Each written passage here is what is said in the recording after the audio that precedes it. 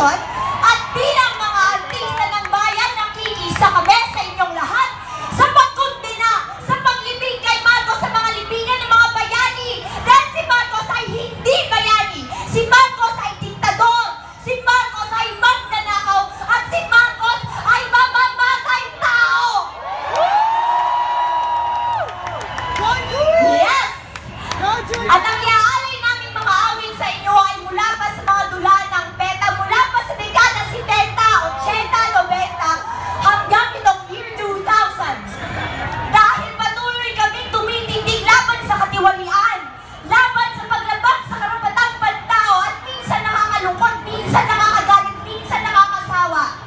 Pero hindi tayo dapat magsawa, hindi tayo dapat mapagod. Dahil responsibilidad namin bilang mga artista, bilang mga Pilipino ang tumindig laban sa mali. Responsibilidad natin ay paglaban kung ano ang totoo. We owe it to those who have fought before us, those who have died for us to have this liberty and freedom to speak freely. We owe it to those who stand beside us tonight. We owe it to the next generation who will live in this country.